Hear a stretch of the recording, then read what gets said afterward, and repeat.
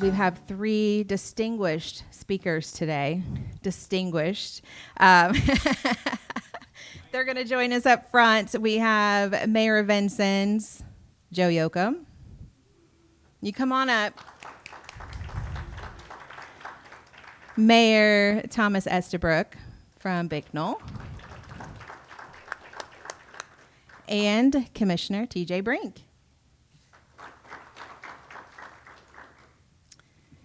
And once they all get nice and cozy, we are just going to begin our program by having each one of them kind of give us an update of their city, county, or anything else that you'd like to talk to us about pertaining to government. How about that? Pertaining to government. Let's keep it there. So, who wants to start? We have to share this microphone, so I'm going to bring this over here. Okay, good afternoon. I will start off with where I left off last year. If you remember about Senate Bill 1, now it's Senate Enrolled Act 1. Nothing has changed other than it's been pushed back a year on the income tax, but again, the city of Vincennes will lose about $1.3 million in income tax.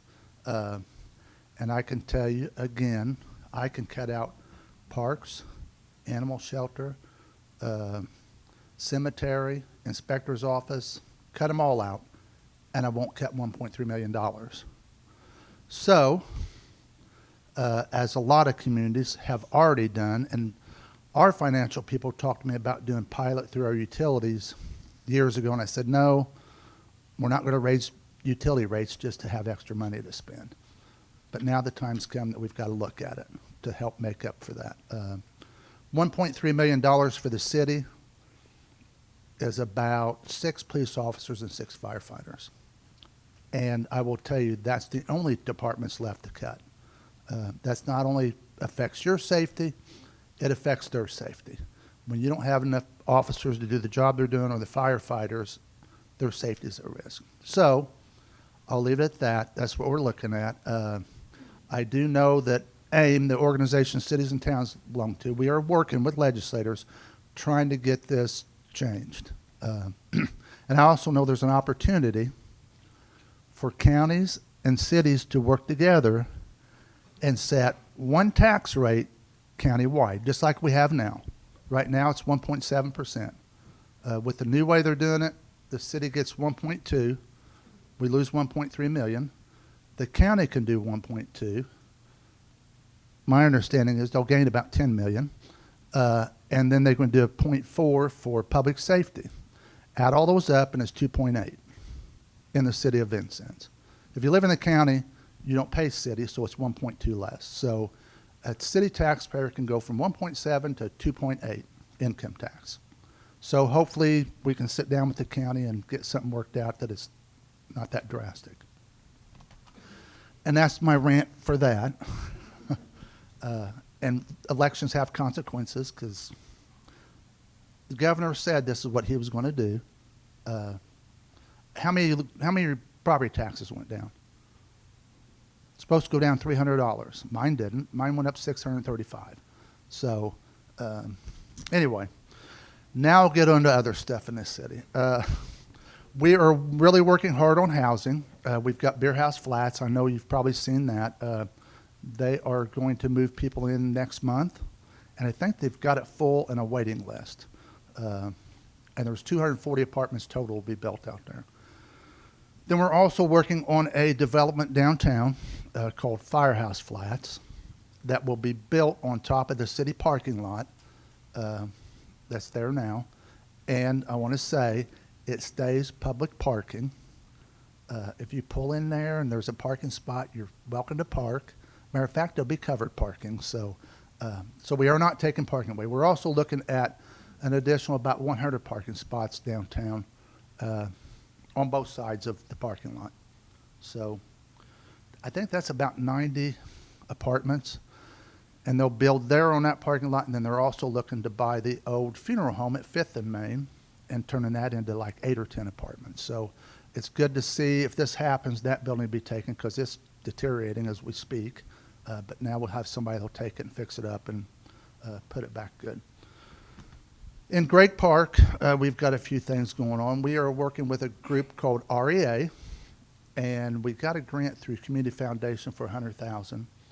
And then we've got $200,000 that I put back a couple of years ago, and I'm going to ask for more next year to put in place structures like Switchyard Park. I don't know if anybody's been to Bloomington to that park. It's an amazing park. We're going to put that into Great Park, probably in the middle of the track, the walking track. So I'm really looking forward to that. And then we're working on a grant for the band shell. I think it's $750,000, and the city's part would be $80,000 to refurbish it and get it back to what it used to be, and hopefully start holding more events there. We're also doing an owner-occupied grant, and we've done that in the past where it helps income-based. It helps people upgrade their homes, roofs, and probably electric heat and air. And matter of fact, there was a meeting tomorrow night at City Hall on that. And then road projects, we're working on Washington Avenue. That's nothing new. Right now it's utility work, but the first of the year will be the actual construction. It'll be just like the last section. You won't get through there. You'll have to detour. The only people who get through there will be the residents. And that will last until November next year. And then we'll open it back up. And we're also working on next year Richard Bauer Drive, which is out by the schools. That was not a city street. It is now. So we are going to redo that and put in a walking path and stuff so it connects Hart and Main and get that redone. And that'll be done through our community crossing dollars next year and the RDC. So that'll be a big upgrade for that area. We are working on, how many of you heard about the DORA? It's designated outdoor refreshment area. Chris will be able to walk on Main Street with his alcohol. And basically, all the establishments downtown that serve alcohol are participating in this. And from the railroad tracks to the river and down the river walk to Hart will be the area. It goes from Vigo to Busserin, but basically, the restaurants can serve you alcohol in a cup that's labeled Dora, and you have to have that cup.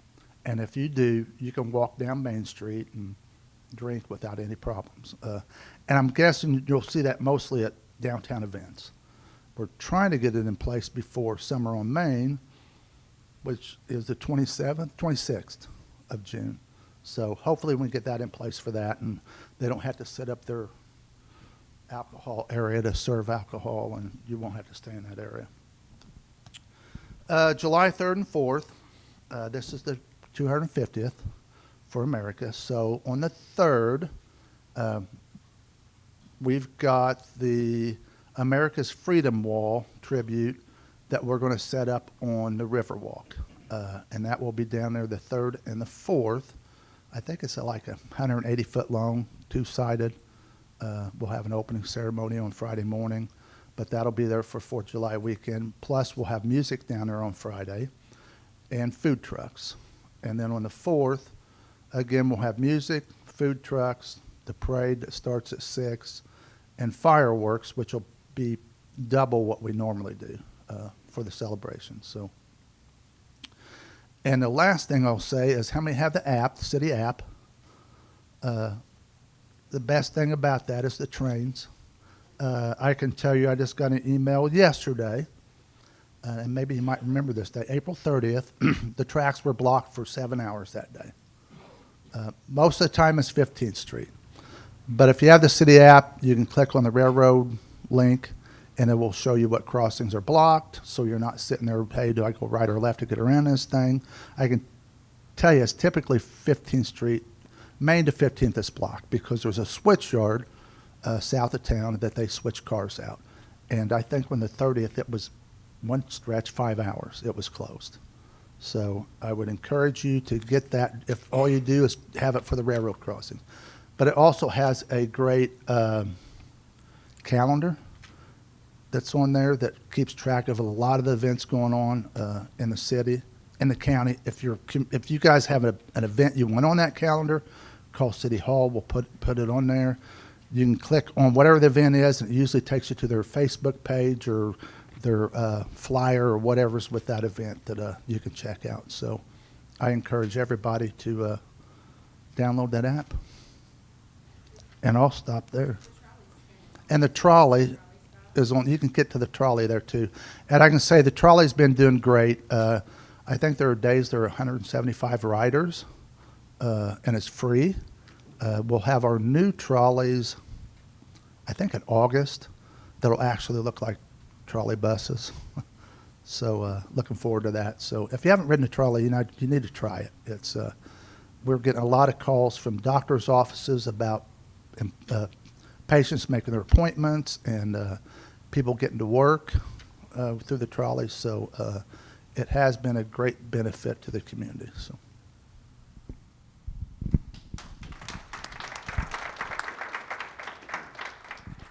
You know, I have to tell you, when you got the trolleys, people in Bicknell asked me when we were going to start ours and call it the Bicknell Bulldog Express, and I did say that I'd ride them around in my golf cart if they wanted that. So, but I wanted to kind of comment a little bit on what Joe was talking about with now Senate Enrolled Act 1.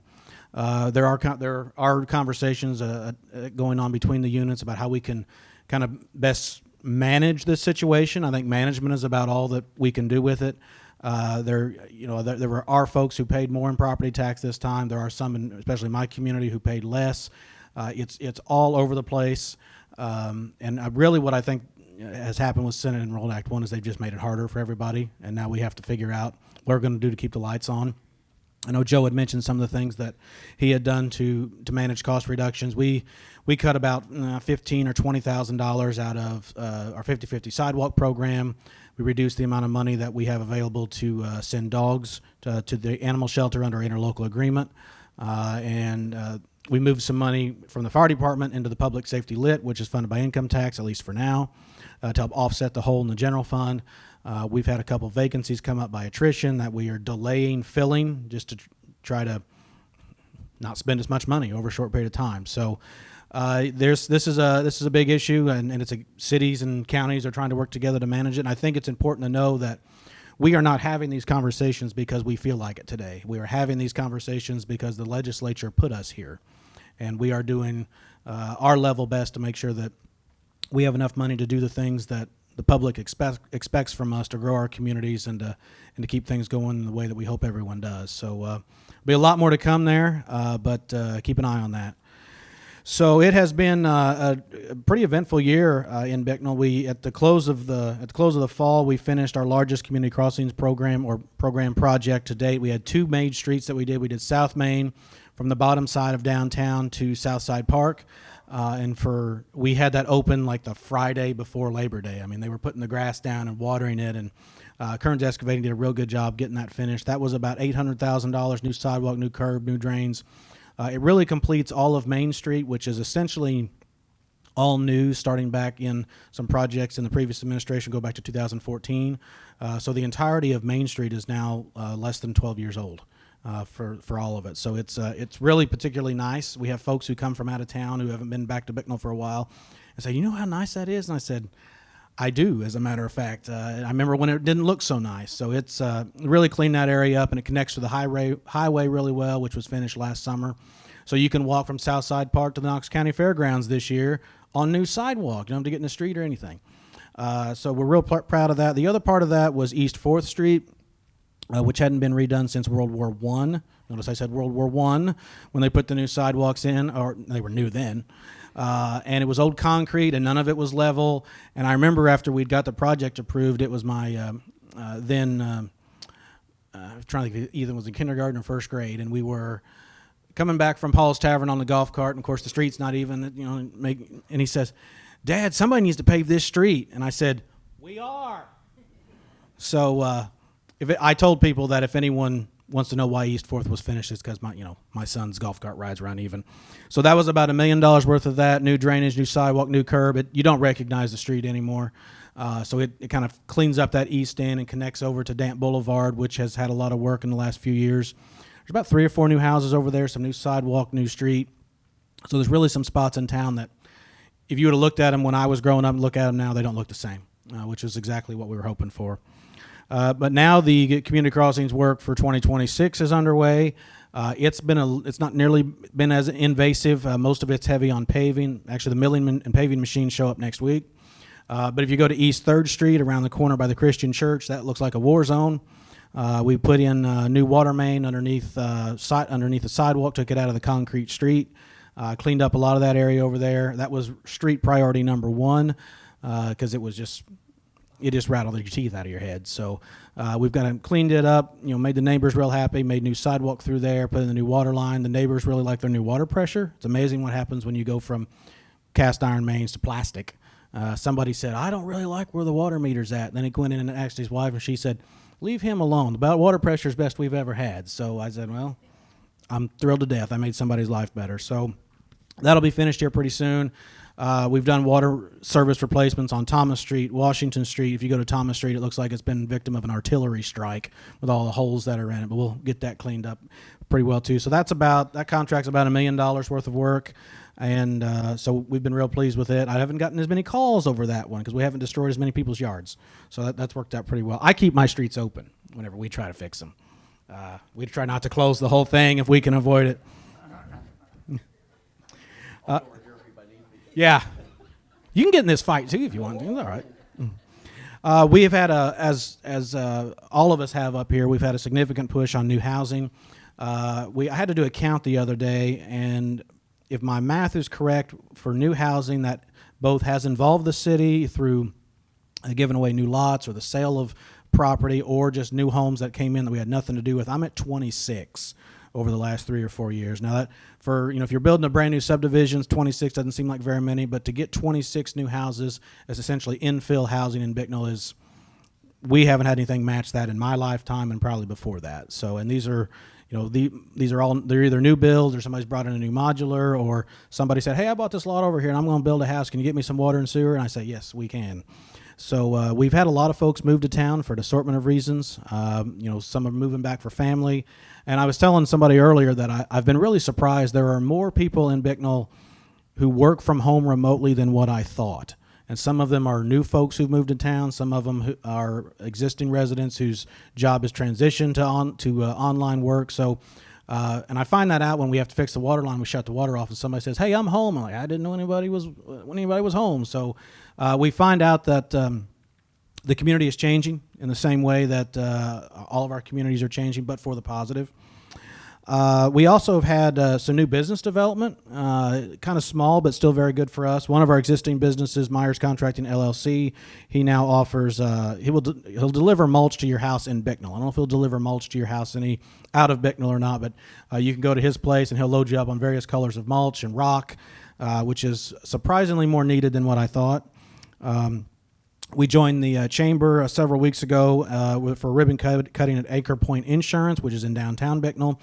That is a local resident who went and got her property casualty insurance license, and she already owned the buildings and turned the front part of it into an office and put a new business on Main Street in Bicknell, which is a big deal for any city of any size. And she told me the other day she was waiting on the underwriting company she works with to get their affairs sorted out. And she said, I've got a stack of insurance to write this toll once they say it's okay. So it's going real well there. And then we have a new pizza parlor behind City Hall. Many of you would know is where the Short Twig Cafe was, the corner cafe at 2nd and Main.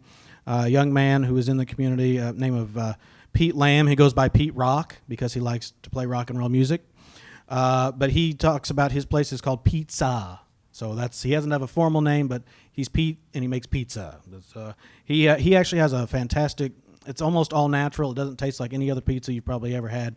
And it's outstanding. It really is. So if you catch him on Facebook, you'll see he's doing one night a week, carry out only. He's sold out every night. So he lives upstairs. He's made the place real nice. So we've had a lot of business development kind of in the area really quickly. So we've been real pleased with that. We were also featured again in Business View magazine for the second year in a row. That's a follow-up from the story previously that they did a year before that, where they and they wouldn't tell me how they found us. I said, "How did you find me?" And they said, "Hey, our research team does stuff." And the guy I'm talking to is like, "They send it to me and I don't ask questions." I said, "Good enough." So they did a feature on us talking about housing, infrastructure, general growth in the community. So we're real pleased to be featured in that. It's not very often that a community with 3,000 people gets exposure in a nationwide magazine. So really pleased with that. And then probably some of the bigger things in our park system. The basketball court at Northside, out by Northside Field, was recently resurfaced. That was a cooperative effort between the city, Knox County, Indiana Economic Development, KCID, and then the electrical is being redone with money from the Goldie & Lily and Trabant Trust. And so that basketball court area, a lot of folks don't know this. That was a fundraising effort put on by Dr. Tom Kirkwood and other members of the community in the 90s. And so it's been out there for 25, almost 30 years. And so it was time to rehab all that. So it's been resurfaced, restriped. We had the goals reset. And the lights are set up to where you can play at night. So Allison, if you want to come up and play basketball at night with me, yeah, you can do that. And so that'll be finished here probably the next few weeks. And then also in the park system down at Southside Park on the other end of the city, we have a small fenced-in area called Kittyland, mostly for kids, 0 to probably 5 or 6. Hadn't really seen any work in I know it's been 30 years because the newest piece of equipment was new when I was my son's age, and he's 7. And so we thought it was a good idea to replace some of that. We, again, got some money from the Trabant Trust and then some money out of our own pocket to buy 2 pieces of equipment that my city employees are going to put together. Because you don't realize when you buy playground equipment, the company will put it together and then they'll charge you $6,000. And so I said, we'll just keep our $12,000 since we have 2 pieces. And so we'll put those together, rearrange some of that area down there, and really kind of refresh it up for the first time in a lot of years. So we've invested I did the math for the council some time ago. In the last decade, we've invested about $500,000 in the parks. A considerable amount of that funding came from the county's redevelopment commission. We put the splash pad in about 5 years ago, as hard as that is to believe. And we redid the basketball courts and pickleball. We have pickleball, by the way. You can come to Bicknell and play pickleball. The tennis court doubles as one. We have people using it all the time. So if Joe's are full, or if you just want a change of scenery, better scenery, I might add, you can come to Bicknell. And you can play up there. Oh, by the way, you want to come up and play sometime? But it's always sunnier in Vincennes. If that's your story. So we invested $500,000 in the parks, equipment, electrical, splash pad, all kinds of things. We've got a lot of good things going on. And speaking of sunshine, I'll give it to you. Woo. First and foremost, thank you to our sponsors today for having us out. It's truly a great time to be in Knox County, Indiana. There's a lot of things going on, not just in Bicknell, not just in Vincennes, but all of our surrounding cities and towns. So one of the very first things I want to talk about is Safer Streets for All grant. This is a grant that we wrote last year. I wrote this with one of the other companies here locally. And the Safer Streets for All grant is actually a federal DOT grant. And the possibilities with this grant for safer streets is enormous. Right now we're getting ready to finish up the RFP process for that to find another company to come in, help us put together the actual plan, and then we'll submit that plan back to the Federal Department of Transportation. And hopefully within the next couple of years, we're going to start seeing some benefits of that. One of the very first projects that I would like to see done is a sidewalk from city out to the industrial park, past the jail, past the community corrections area. We have a lot of folks walking up and down that area. It is dark and it's not a very safe area. So I would really like to connect the city, possibly even the last bus stop there, the trolley bus stop, to the actual industrial park area. We do have a lot of our visitors to the community corrections area that walk back and forth to Far Best, or they walk back and forth to some of the other areas. So we want to make that as safe as possible for them. I will tell you there was a city up north that got about a $28 million grant from the federal government from utilizing the Safer Street for All grant. So there is a very large possibility with this grant. Right before we came up, I spoke to Joe and I said there's some ideas that I have, partnering with the cities, because he's absolutely correct. With the Senate Bill 1, it provides us some opportunities to work together on things that we may not have ever thought about working on together before. So there's a great possibility of the city, the cities, and the counties all working together for the betterment of all of us. Also, kind of going off of the road funding, we did receive our CCMG, community crossing grant money. We received the full $1 million this year. Originally, we were denied, but we ended up getting it the second call. So we received that. We were supposed to start paving already, but the monsoons have taken care of that for us, and we probably won't get started for another week or two. But a lot of the paving is going to be done here in the county. But we did have a $1 million grant on that, so we're really thankful for that. Moving forward on the park, you were just talking about the parks a little bit. We did finish up this last year. Our park department did a complete rehaul on the electrical systems. That was a little over $1 million, about $1.1 million, $1.2 million project. The county utilized a lot of our ARPA money for that, and helping the park department pay for that. And there's been a lot of great things. Amazon, I don't believe anyone's touched on Amazon yet. That's a really great economic development for us out in the industrial park, and really moving that industrial park forward and doing some other additional businesses out there is what, that's what it's all about, the economic development. We've talked quite a bit about solar this last year, a lot about solar. And whether you are for or against, here's some actual facts. Energy consumption is up about 30% over the last 5 years. Okay? Our thirst for energy is there. Whether we agree with it, whether we don't agree with it, whatever. The costs have gone up about 20 to 22%, depending upon where you're at. And those are real dollars. Those are costs to you. What is the silver bullet? There isn't one. I am an all the above person.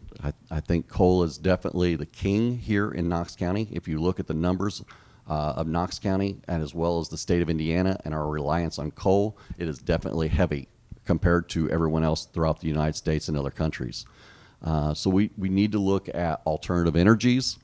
However, we need to look at that in a very smart, strategic way.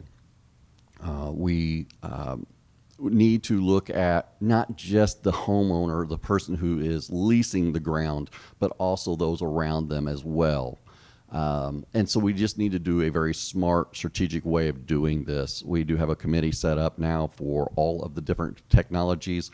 Right now, the only ordinance that we have on the books is for solar. We do not have anything for data centers. We don't have anything for battery. We don't have anything for any of the others. And we need to be in front of this and not behind it.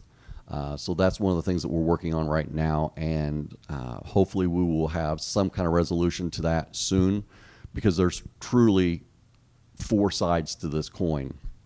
You have the property owner who's leased the ground.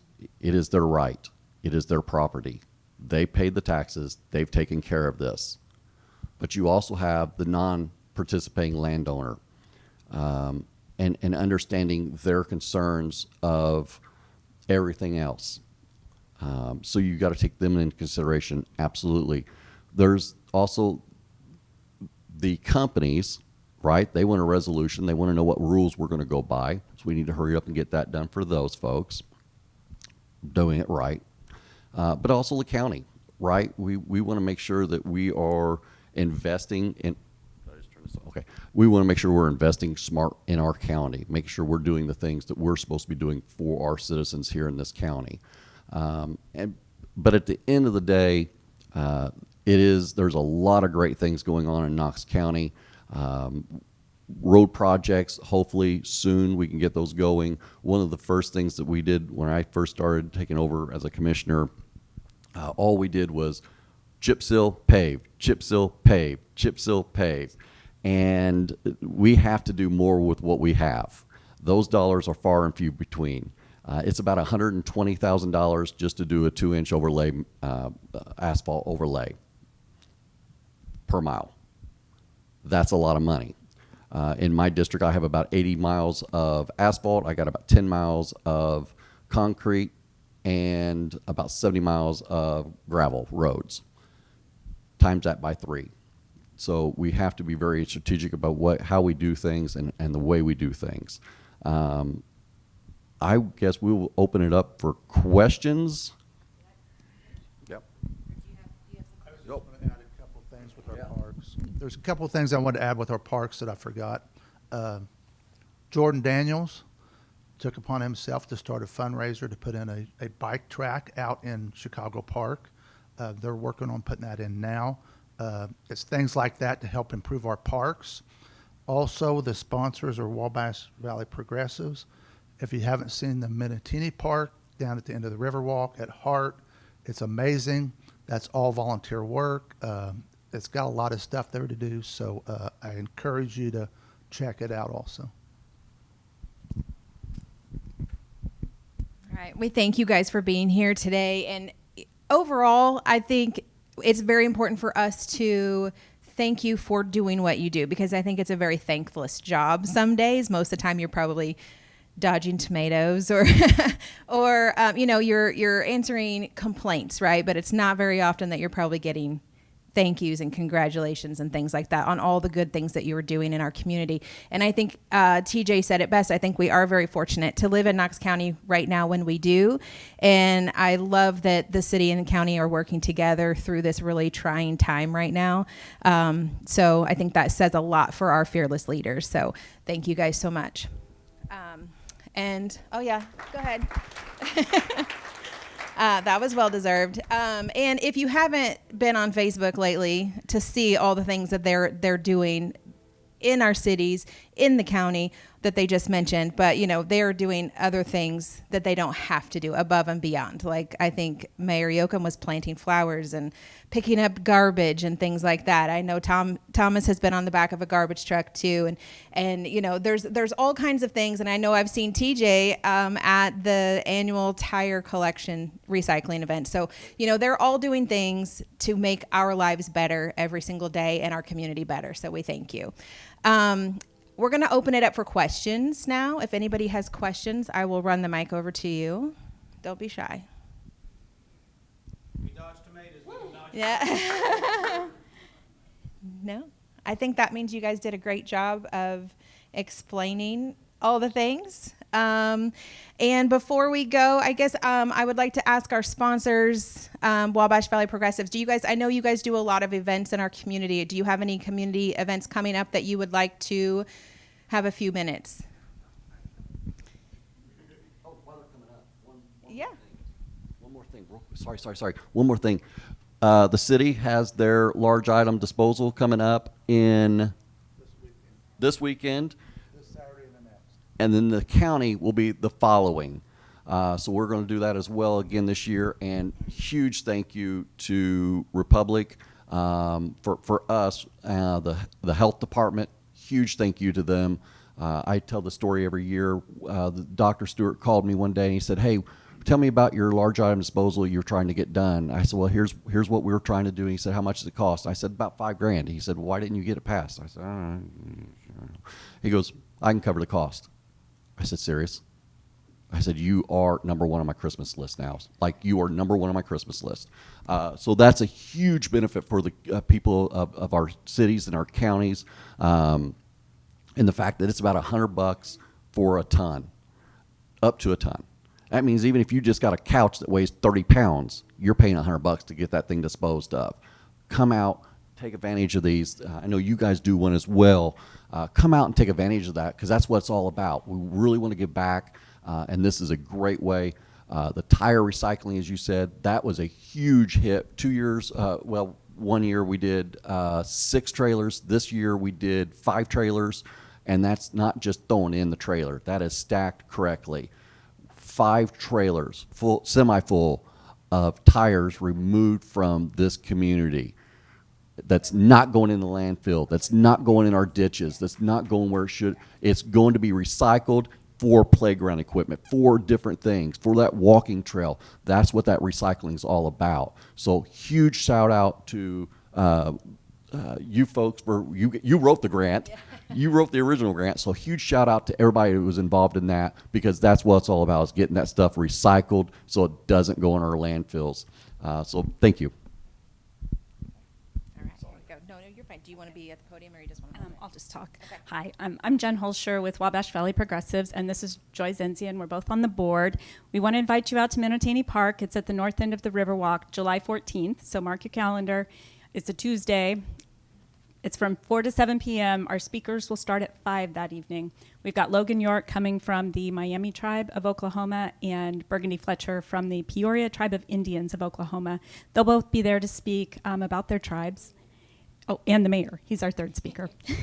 Mayor Yochum, that is. Thank you. So come out to the park. We're also going to have a couple of food trucks. We're going to have some games, things for kids to do.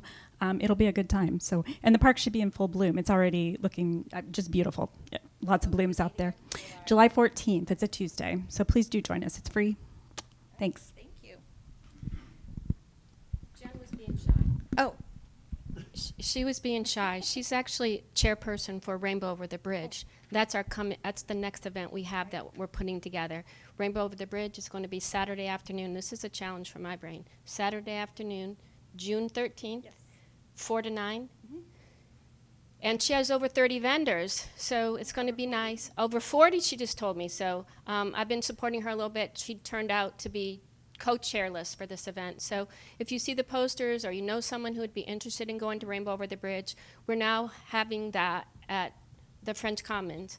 So it's shady, it's private, and we expect to have a good crowd. We've had a good crowd in the past. So that event is coming up in June. And watch Facebook. We have something coming up in November for Native American History Month, too. And thank you, Mayor Yochum, for all your support and for mentioning us this morning or this afternoon about the park. We've really come a long ways with that park. It's amazing. Get a chance to check it out if you do. It's right where the Tecumseh statue. If you all know where that was, that's where you want to go. Thank you. And congratulations on your new position. Thank you.